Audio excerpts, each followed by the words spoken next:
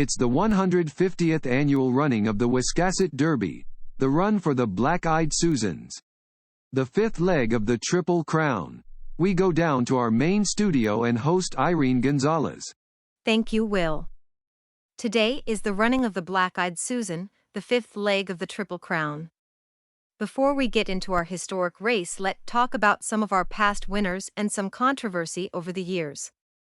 The race started in 1872, after the Maynard Tobias, of Boothby Harbor, insulted Zachariah Gilberts, of Wiscasset, horse his Black-Eyed Susan ranch on the old Dresden Road.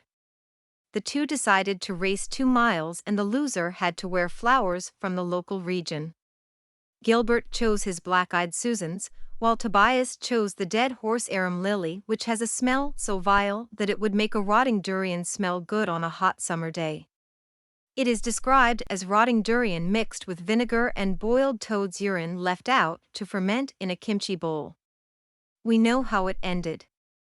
The race continued until Maynard Tobias apologized after Pablo de la Cruz gave him a crippling drop kick and Jimmy superly snooked him from the top of his red barn. That learned him good.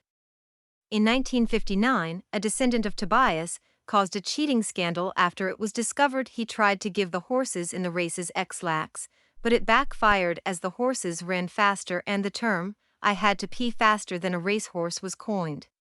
In 1979, his Tobias's son was arrested on charges of trying to burn down the stables, but brought chopsticks to the stable instead of matchsticks. He was arrested and is serving a life sentence in prison for attempted arson and an unrelated sexual charge on a horse with assault with a dead weapon. Now we come today where Wiscasset Wind was entered late in the race by Pablo de la Cruz's granddaughter, my sweet little angel-faced darling. The Internal Brotherhood of Racing Jockeys have refused to allow any member of its union race the horse, and as of 15 minutes ago no jockey has been named. Then last week my sweet little angel-faced darling had a profanity-laced press conference where her spokesman, Lil Bit Short, kept it real to the haters. In our studio today we have soapbox racing legend and sports analyst Clyde McDonald to discuss this event and today's race. Welcome to the studio, Clyde. Can I call you Clyde? You can call me anything you want. Just don't call me late for dinner. I'm flattered, but I'm married. Thank you, Irene. It's a pleasure being here. In the last 150 years ago, we've had some great winners here in Wiscasset, which had the distinction and honor of wearing the Black-Eyed Susan sash and to be able to celebrate by spraying their trainers with a bottle of Moxie. There have been great horses like Cade, American Pharaoh, Catch the Wind, and Makifa, which went on to win the Springfield Derby and the Arabian World Cup.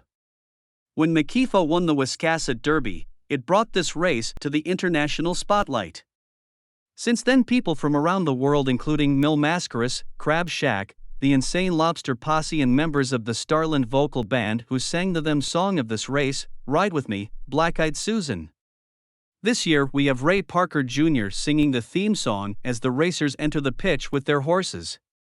My only concern is who is going to ride Wiscasset Wind, as my sweet little angel-faced darling is keeping mum about the jocket, as the International Brotherhood of Race Jockeys have threatened to kick any person who rides the horse in the shins. Well, I just heard the horn blow and the theme song Ride With Me, Black-Eyed Susan, so let's go down to the track to watch this historic race. Thank you for watching. As always, please like, comment and subscribe.